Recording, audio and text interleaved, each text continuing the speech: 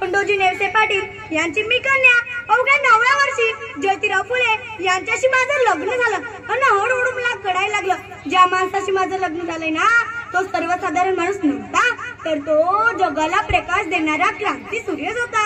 त्या काळी बाईने उमराबाहेर पडायची पद्धत नव्हती। बायांनी कसं आपण बरं आपलं घर बरं आणि घरातील माणसे बरं स्त्री पुरुषाच्या निश्चयाचा लई भेदभाव होता पण त्या सर्वांवर एकच उपाय तो म्हणजे शिक्षण। शिक्षणाचा ध्यास हा एकच विचार ज्योतिरावांच्या मनात होता। एकदा ज्योतिराव शिक्षणाचा प्रचार करत असताना एक खऱ्या नावाच्या ब्रिटिश मॅडम भेटल्या। त्या म्हणाल्या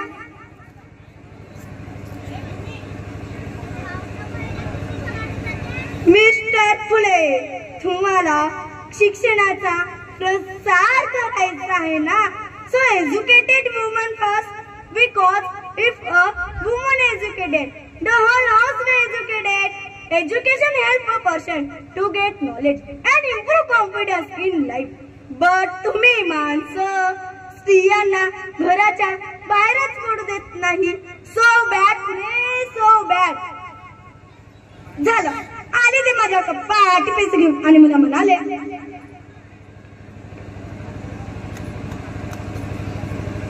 सावित्री अगे सावित्री आजपासून मी तुला शिकवणार।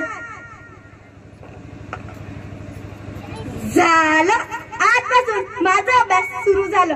काना मात्रा विलांटी आकार उकार बेक बे बेदुंचा बेत्रिका हाच ध्यास मी लिहायला शिकले वाचायला शिकले आणि काव्य सुद्धा रचायला लागले। 1 जानेवारी 1848 ला पुण्यातील बेळावाड्यामध्ये आम्ही मुलीची पहिली शाळा काढली आणि पहिली शिक्षिका मी आणि मुख्याध्यापिका सुद्धा मी। शेपाटीसारखे जगलात ना तर काम तमाम होईल पण जर बागासारखे जगलात ना तर नाम होईल पण धर्माचं मात्र पण समाजाचं मात्र धर्मबोडाला धर्मबोडा म्हणून हाताटी निघू लागली। एखाद्या स्त्रीनं शिक्षण घेतलं तर कुठे धर्म मोडतो इतका तकला तो असू शकतो का हा धर्म या धर्मासाठी माणूस की माणसासाठी धर्म। मी शाळेत जात असताना मला चिखल मारलं तरी पण मी सहन केलं। मला शेण मारलं तरी पण मी सहन केलं। माझ्या अंगात तरी पण मी सहन केलं पण आता माझ्या सहनशीलतेचा अंत झाला आता मी सहन करणार नाही। अचानक खिडक्यातून ड्रेसिंग येतो आणि मला म्हणतो अगे तावडे कुठे निघाली। आधी आमच्या पुण्यातील बेळावाड्यामध्ये मुलींना शिकवणं बंद कर तुला तुझी ब्रुबेरी आहे की शिक्षण। कदाचित त्याला माहित असावं की आम्ही ज्योतिरावांची पत्नी घेतली हाणली त्याचे काम पडत आणि चांगलं सुनावलं। आज आलास ना तर तुझा थोबाड फुटलं पण जर पुन्हा एकदा आलास ना तर तुझा रक्ताने इतकी धरती रंगवेल। स्त्री कुठल्याच जातीची किंवा धर्माची असो ती नेहमीच या वहिवाटात राहते। एखाद्या स्त्रीचा नवरा वारला म्हणून काय तिने सती जायचा आपला नवरा वारला म्हणून तिचं त्यात काय दोष असतो म्हणूनच आम्ही काम केलं। सावित्रीची मी सावित्री बाई झाले। सावित्रीबाईची मी सावित्री माई झाले। बघता बघता आमच्या 18 शाळा झाल्या।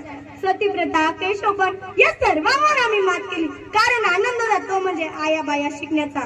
म्हणून म्हणते एक मुलगा शिकला ना तर तो एकटाच शहाणा होतो पण जर एक मुलगी शिकली ना तर ती संपूर्ण परिवाराला शहाणी करते। पण आजकाल शोकांची काय ही स्त्री सुरक्षित आहे का नाही म्हणूनच आज माझी तुमच्या समोर एकच मागणी आहे। आजही मुलींवर अत्याचार होतात मुली सुरक्षित नाही।